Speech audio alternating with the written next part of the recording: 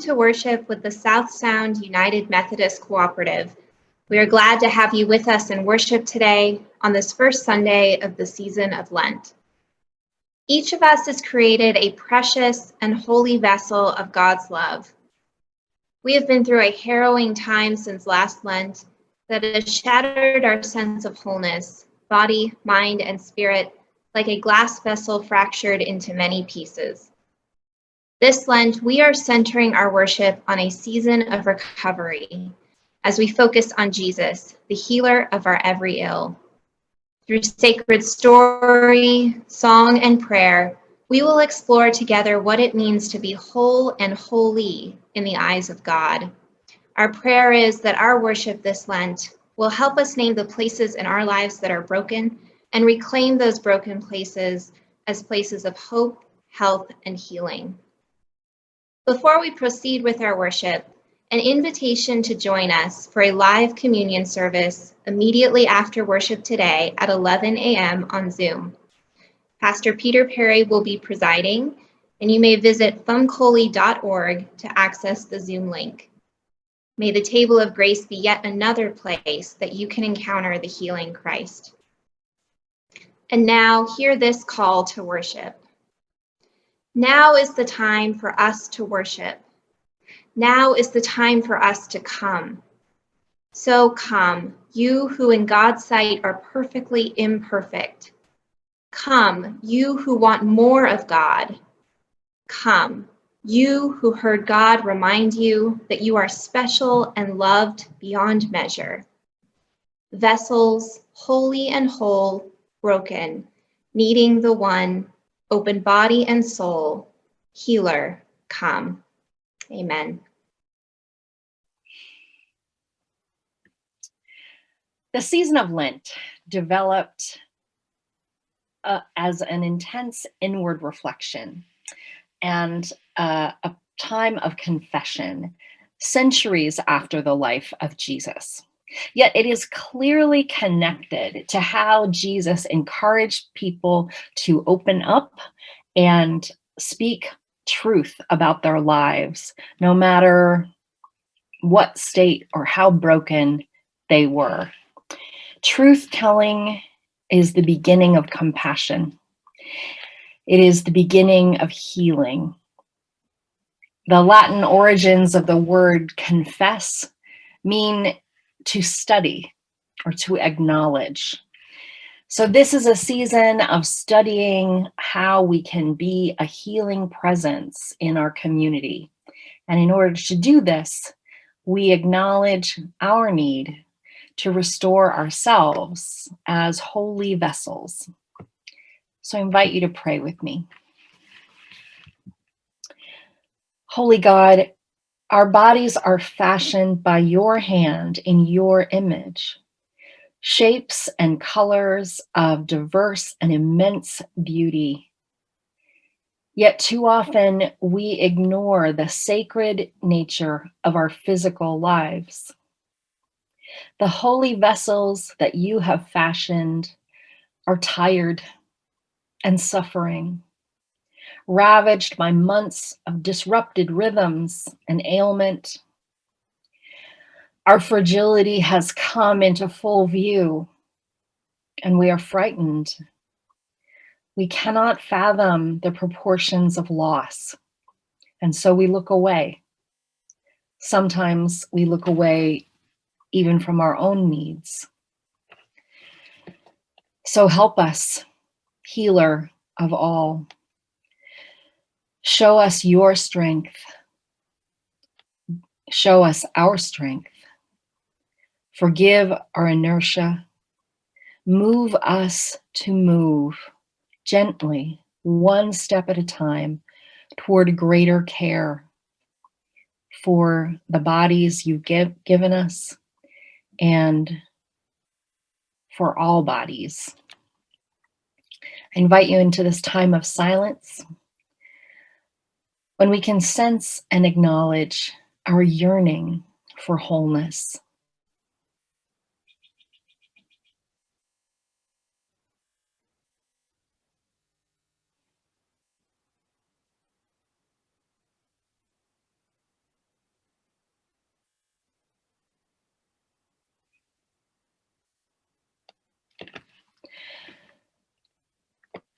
I invite you to keep your eyes closed and take in these words of assurance. Our God is slow to anger, eager to forgive, and abounds in steadfast love.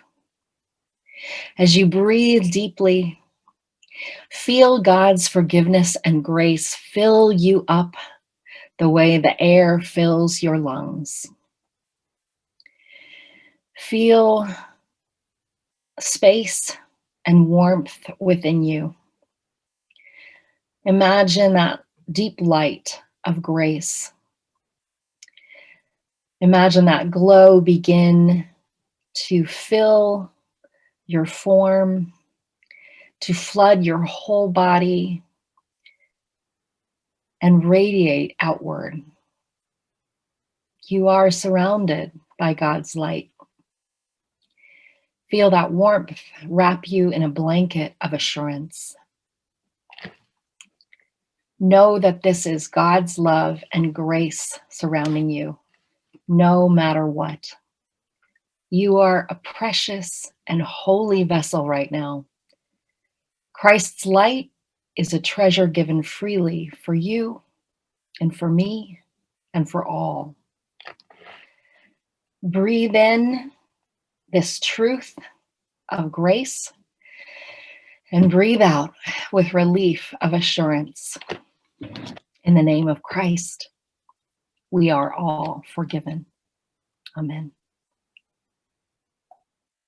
Hear these words from the Gospel of Mark, chapter 1, verses 9 through 15. The baptism of Jesus.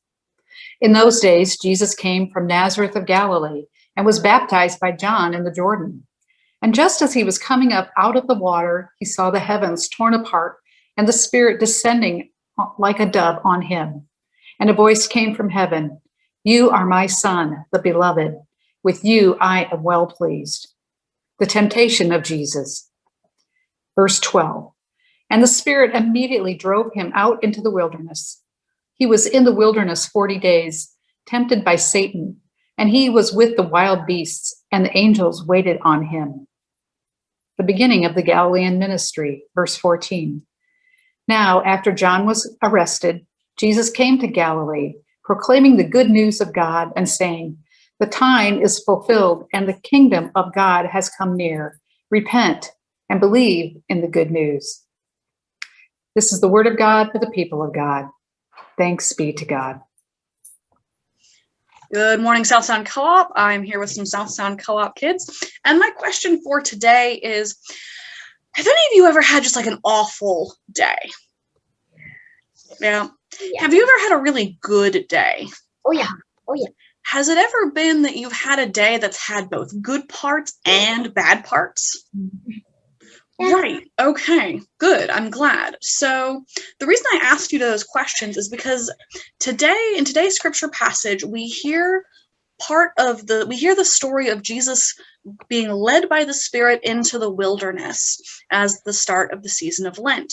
And oftentimes we remember that story as a standalone story. So we remember that it happened, that Jesus was in the desert. And I'll be honest with you kids, a lot of grown-ups don't really know what to do with this story. It makes people a little uncomfortable. It's like, why is Jesus in the desert? Why is Jesus being tempted in the desert? That's kind of spooky. Like, what's going on? And the thing about it is that sometimes when we think about a day that has both good parts and bad parts, if we focus just on the bad parts, people will assume we've had a bad day, right? Or if we focus just on the good parts, then people won't know that maybe we're hurting because we've had some bad parts to our day, right? And when we hear this story by itself, it raises a lot of questions, and they're good questions and they are worth asking. But what's important from our scripture passage today is that the story of Jesus in the desert is actually put between two other important stories. The first is Jesus's baptism, which reminds us, again, that great word that Jesus is beloved by God. And so Jesus is baptized, then he goes into the desert, and then he begins his ministry of healing and teaching. And so when we hear that story in the context or in the entirety of Jesus's story, it helps us to remember and understand that even when Jesus was in the desert, God was still there, and God was taking care of Jesus and being with Jesus that entire time. That didn't change just because Jesus was in having a desert or wilderness experience. So that's one of my hopes for us as we enter into this season of Lent, is that we're going to have ups and downs, and sometimes that'll happen on the same day. Sometimes that's going to happen in the space of the same hour. But at the end effect, God is with us in each and every one of those moments, either celebrating with us or comforting us or giving us strength. Whatever we need in that moment, God is always there. So that's what I would like us to pray about today. So I'm going to invite you to do a repeat after me prayer. Dear Jesus, Dear Jesus, thank you for being with us thank you for being with us. when things are good When things are good and when things are bad. and when things are bad. Help us to see our lives Help us to see our lives for the complicated complicated way that our experiences are, way that our experiences are, and know that you are in all of them. and know that you are in all of them. Amen. Amen. Last week, our message was on the Transfiguration story, where Jesus and 3 disciples climbed to a mountaintop, and Jesus was transfigured. Elijah and Moses appeared in this vision as well, and a voice from the clouds repeated the words that were said when John baptized Jesus in the Jordan River. And even though they were rightly terrified, Jesus tells the disciples not to speak of what they witnessed until after the Son of Man had risen from the dead. And they all head back down the mountain, acting as if everything is normal. Today, in our message, Jesus again hears the voice of approval from the skies, but instead of being urged down the mountain in silence, Jesus is driven into the wilderness, where he's tempted by Satan and protected by angels. 40 days later, he reappears in the Galilee region, announcing to the people that they trust the good news, that they are to repent, to change their hearts and their lives, and that no matter how unworthy they may think that they too are beloved children of God. It seems that some pretty extraordinary things happened, not only on that mountaintop, but also during that 40 days in the wilderness. And it seems that we've taken to heart the admonition that Jesus gives in the Transfiguration story when Jesus tells the disciples to be silent and to act normal. I have to say that I much more prefer the empowered Jesus who comes away from 40 days of starvation and temptation in the wilderness, but is ready, willing, and able to tell the people to repent and to hear the good news. You are a beloved child of God.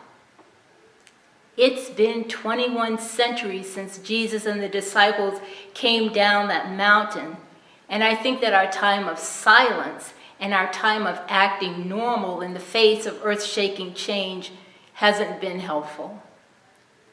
And I find myself wondering why we have so deeply taken Jesus' words to heart that we continue to be silent and to not tell. My heart longs for us to be like the bold Jesus who later declares to the Pharisees, I am the one that you have been seeking. The thing is, we know what it is to be silent. We've been silent in the face of earth-shaking change at other times. Our Lord was crucified, and the disciples denied knowing him. They were terrified at Jesus' death, and the world was turned upside down, yet they kept silent. Why can't we remember that Jesus never told us to be silent forever? We know that Christ died, and when our world is being turned upside down, we need to find the courage to reclaim the words and reclaim our voices and act like Christ is risen, because he has. As I was preparing for today, an old college classmate of mine came into my mind. He had a green mohawk, he had red fingernails, and he wore black combat boots, and he was a brilliant young man. During class, he would write letters that he would show to me during break. Generally, he wrote to the president of the university or to the school board of directors, or often to state Congress members. The letters would challenge the university president on why the school spent more money on football than it did on education. Or he would ask them when they were going to have a female department chair, or why there were so few minority-owned businesses in the area. He challenged professors to incorporate current events in their classes. Today, those things would be the environmental crisis, or the housing crisis, or Black Lives Matter movement. His letters were never just complaints. He always offered up other ways. He had a great mind and was very inquisitive.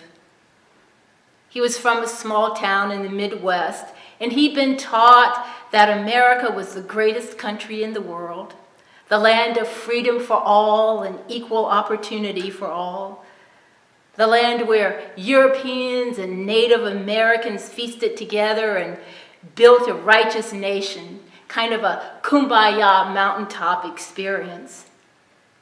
But he found that things were different just outside of Chicago.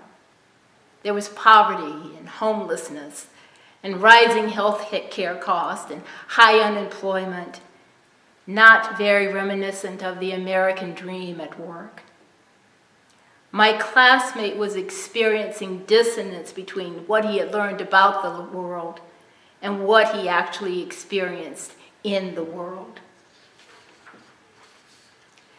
Scripture tells us that things are different when you come down the mountain and when you spend time in the wilderness. Instead of the transfiguration, what we see instead is disfiguration. We see that our nation is in many ways disfigured. So often the history we are taught is not the full story, and in some cases not even the true story. My classmate learned that not just our national history, but also our religious history is disfigured. Many of us grow up to discover that we no longer believe that God and humanity are what the church portrayed them to be in our childhood. And when it hits us that what we believed in as children, that what we were taught is no longer something that we can accept or have faith in, it feels like our lives have been betrayed. It feels like our whole world is being turned upside down. One of the things that I remember most about my classmate is that when he would mail his letters, he would always use stamps with the American flag on them. And if you're 19 years old and you feel that your world has been turned upside down, you might decide to deliberately place that American flag stamp upside down on the envelope, so that that flag is flying in exactly the direction as the rest of your upside down world. And that's what he did on every letter. This action represented his own silent protest that our country had not reached the ideals to which it aspired. And I think that this hurt him deeply. And so I see what he did with that stamp as a sign of hope. But we're still left with the question, what are we to do when our world gets turned upside down and we are expected to be silent and to act normal? After the tragic events of September 11th, we were told to go back to normal. Kind of what Jesus said to the disciples. Don't say anything. Act as if nothing has happened. Maintain the status quo. Don't change anything.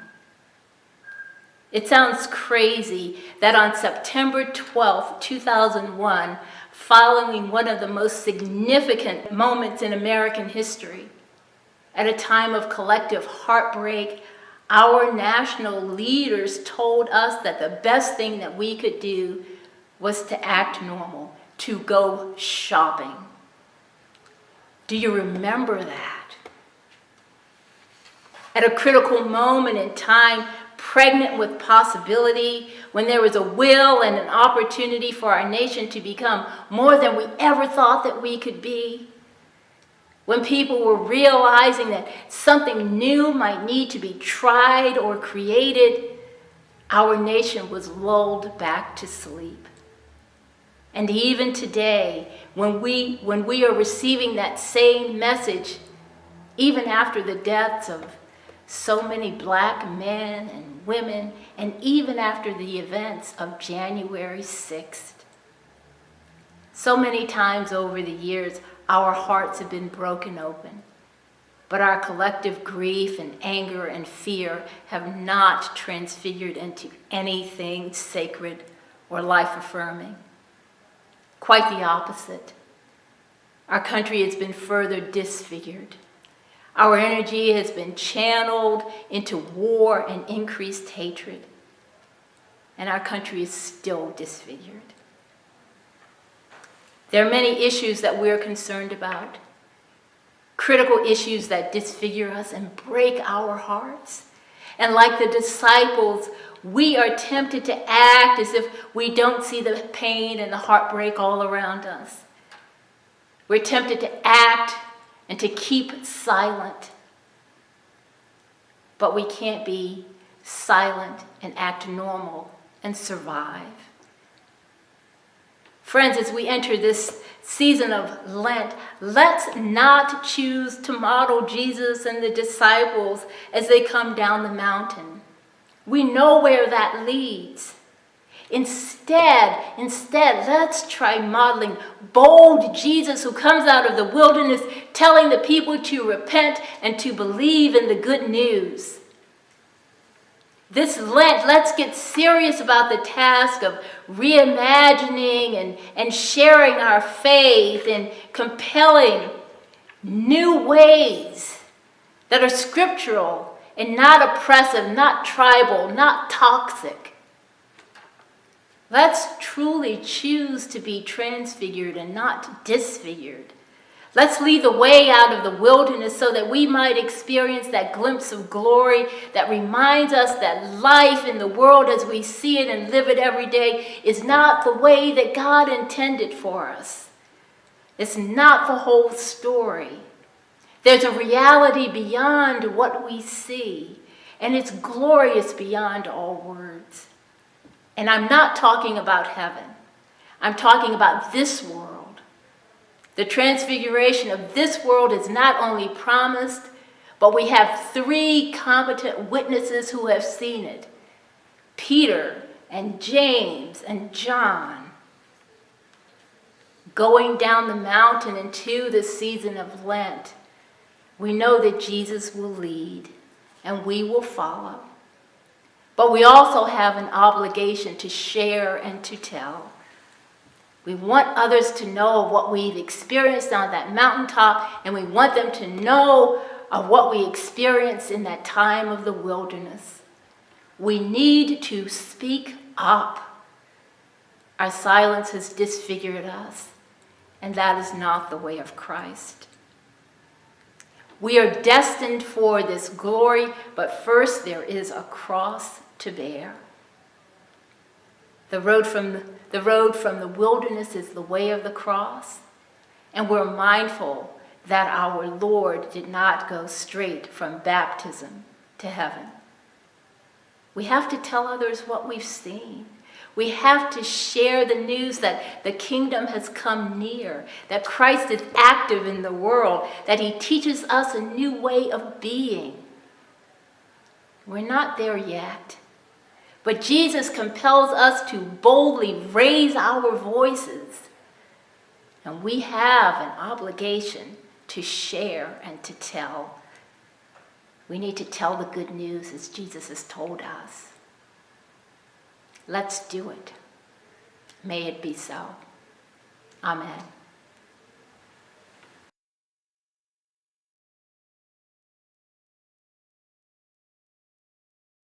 Friends, this is the season of Lent, and Lent comes from the word Lenten, which means spring.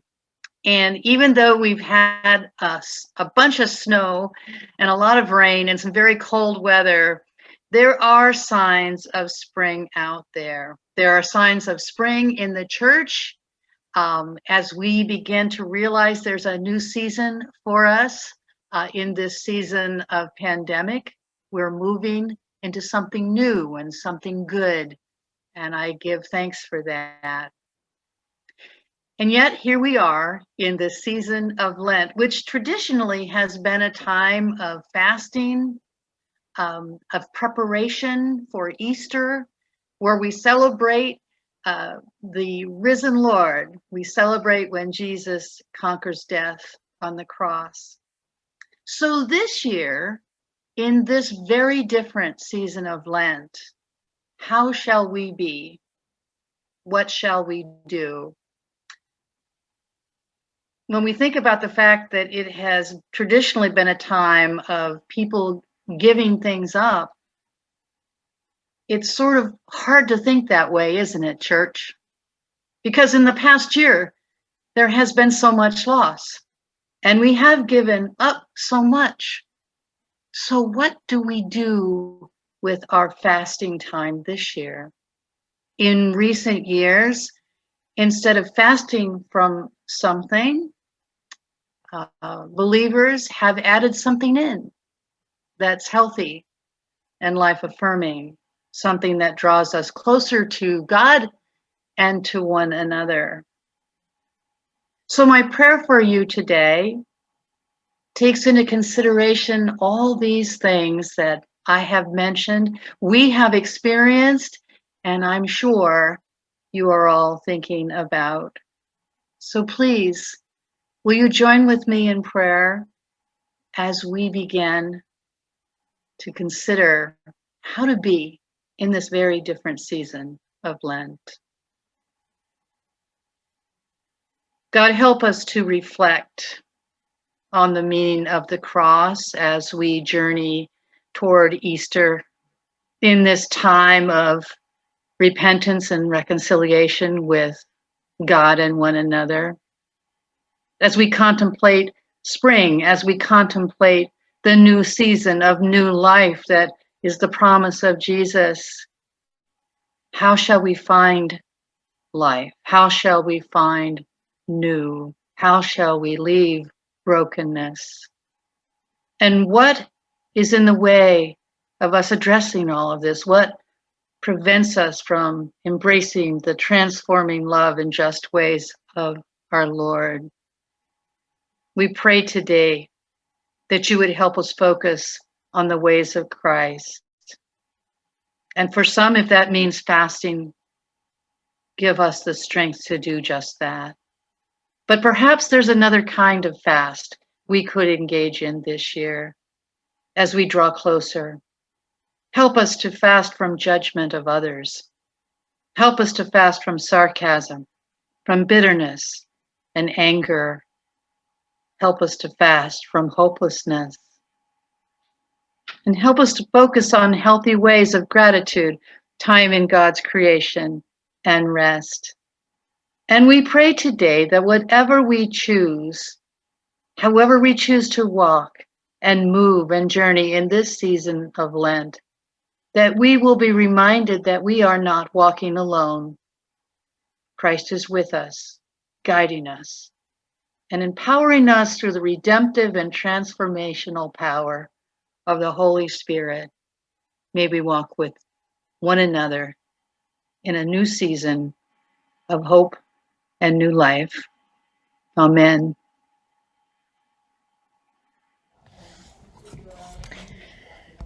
Friends, this Lenten season, we will have the opportunity to reflect on our own being, how we are holy vessels filled by God's Spirit. As we reflect on this, we can reflect on the ways in which God's Spirit fills us with talents and gifts to share, with graces that we can reach out towards others with blessings, with hopes and dreams.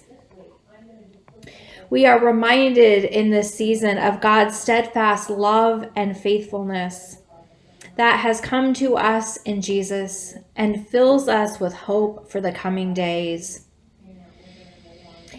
As we reflect on our own blessings, on the Spirit within us, let us also reflect on how God calls us into a place of generosity, that the gifts we receive, the ways in which God fills our holy vessels are never just for us, but for our neighbors and our community and the world. Let us, together as a community, give generously so that people who are hungry might receive food, so that those who are unsheltered might find shelter, so that children might have opportunities to learn to read, families might be connected into deeper community, so that the work of the church continues through this Lenten season, through pandemic and beyond. You have the opportunity to give this morning in a number of ways. You can go to fumcoli.org and select the Give button, and then you can select the local church of your choice and designate your giving there. If you are joining us and you don't have a church of your choice, feel free to pick any of the 7 churches listed. I assure you, your gifts will be considered holy treasures, and they will be used for the blessing of the community. You can also mail your donation in to any of our churches. Addresses can be found on our websites. I encourage you to see this opportunity to give as one more gift from God, the opportunity to recommit ourselves to our faith communities, to our neighbors, and to the world through our giving.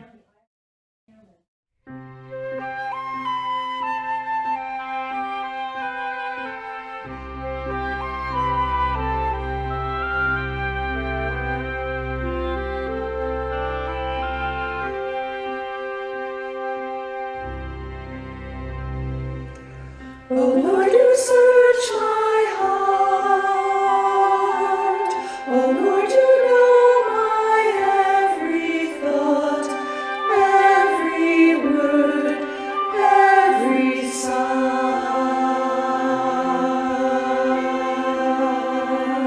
Oh Lord, you search my heart.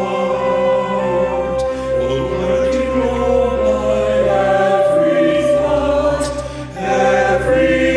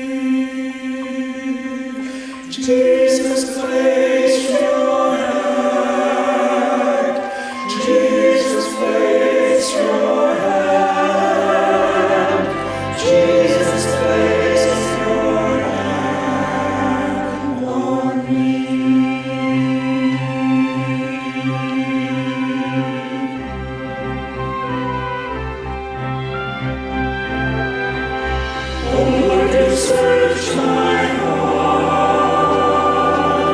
Oh Lord, you know my every thought, every word, every sigh. You hear my every thought. You understand my rise. You understand my soul, and I rest. You place your hand on me, your hand on me, and you place your hand on me.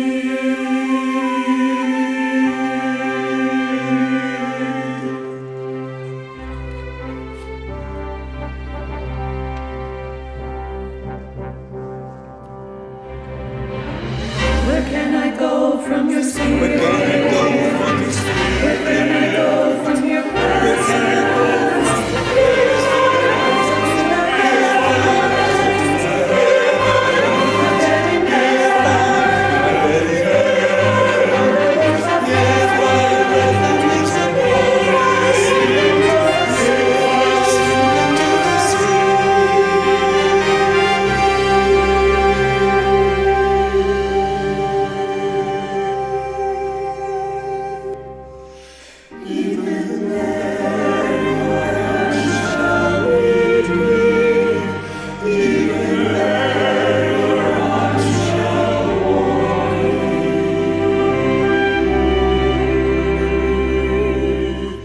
this knowledge overwhelms me.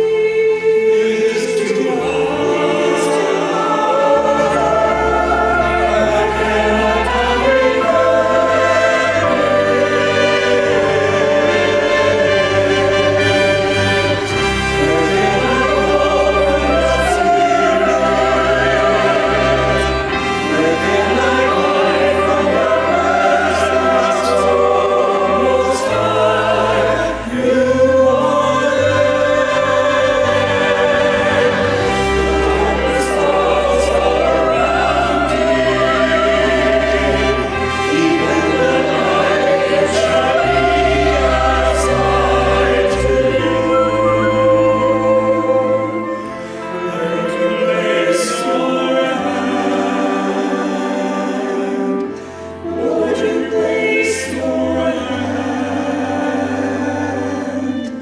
Jesus, place your hand on me.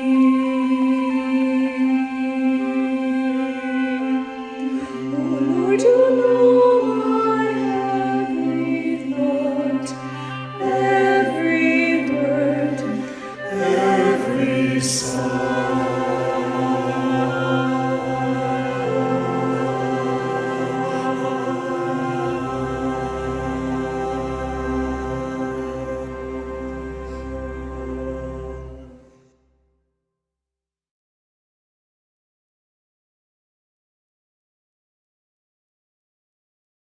Let us join in prayerful celebration of this opportunity that God has given us to share our resources and to be bound together as a community of faith. God of steadfast love and faithfulness, we are humbled as we recognize that your Spirit has come to dwell upon us, and we strive to do what is right and to walk in your ways. Receive, we ask, these treasures, these offerings and gifts, and use them for your good purposes and for the coming of your kingdom in the church and in all of creation. We pray this in Jesus' name. Amen. Before we close worship today, I've got a number of announcements for you about what's going on in the lives of our churches and to invite you to participate. Today at Tumwater United Methodist, there is a food drive for the Thurston County Food Bank. So if you would like to swing by between noon and 2 o'clock and give your donations to help feed our neighbors, we would appreciate that.